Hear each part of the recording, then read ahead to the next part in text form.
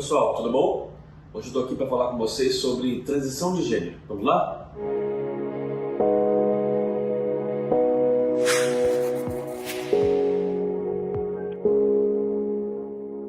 Então, hoje eu volto aqui para falar sobre transição de gênero.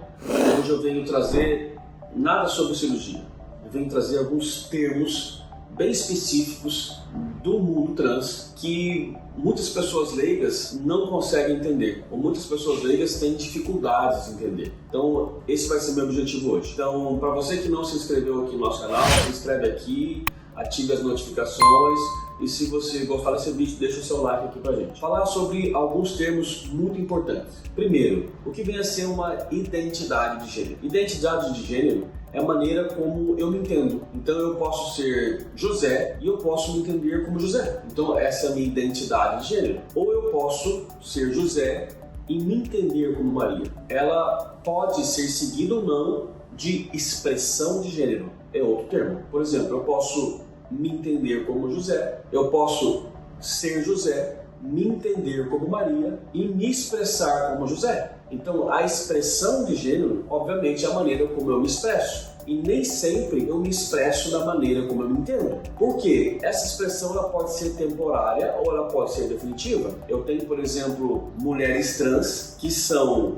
biologicamente masculino, mas se entendem como mulher, mas se expressam no masculino. Por quê? Porque ela é casada, ela é empresária, ela exerce uma profissão onde naquele momento ela não consegue se expressar como mulher. Então, identidade de gênero é uma coisa, expressão de gênero é outra coisa. Vamos deixar isso aqui um pouquinho mais complicado de entender? Disforia de gênero. Disforia de gênero é um estresse, é um mal-estar, é uma tristeza que a pessoa sente quando ela percebe que a maneira como ela se entende não é a maneira que foi designada a ela ao nascimento. Disforia de gênero não é uma doença. Portanto, a gente não pode estigmatizar a mulher trans ou o homem trans como doentes. Mas, apesar de não ser uma doença, em alguns casos ela é tão grave que ela pode até fechar critérios para doenças psiquiátricas. Por exemplo, eu já tive pacientes que tentaram cortar o pênis. E quando eu perguntei para ela assim, por que você fez isso? Ela disse,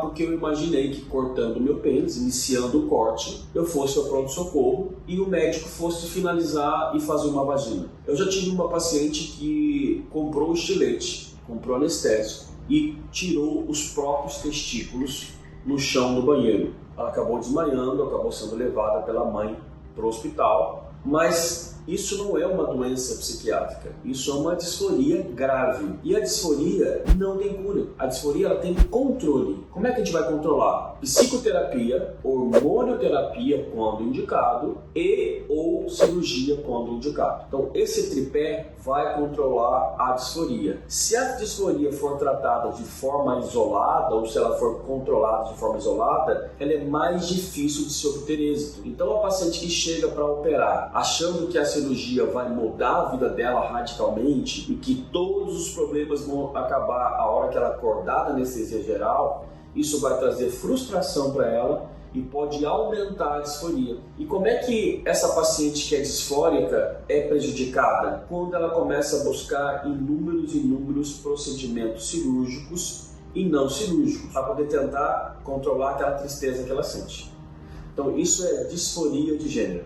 Vamos complicar um pouco mais? Orientação sexual. Orientação sexual é a forma como a pessoa se relaciona afetivamente e sexualmente com outra pessoa. Orientação sexual não tem nenhuma relação com a identidade de gênero. Nenhuma. A pessoa ela pode ser uma transexual e ela pode ser homossexual, ela pode ser heterossexual, ela pode ser bissexual, ela pode ser assexuada. Então, eu posso ter uma mulher trans casada ou se relacionando com uma outra mulher, ou se relacionando com um homem, ou com ambos. Então, isso é muito importante. E o público leigo, a sociedade de uma forma geral, costuma ligar identidade de gênero com orientação sexual.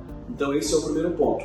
Isso responde porque cerca de 3 a 5% de todas as mulheres trans, lógico que é uma estimativa, tá, gente? Elas vão para a cirurgia de redesignação sexual, porque a imensa maioria, ela é feliz com o seu órgão genital masculino. Então, aqui são alguns termos que eu queria passar para vocês. O primeiro deles, identidade de gênero. Segundo, expressão de gênero. Terceiro, disforia de gênero. Quarto, orientação sexual. Se você ficou aqui até agora, deixa o seu like aqui pra gente. Não se esqueça de se inscrever no nosso vídeo para que o YouTube entenda isso aqui como relevante e envie para outras pessoas. Tá bom, gente? Logo eu volto aqui pra gente conversar um pouco mais. Um abraço para vocês.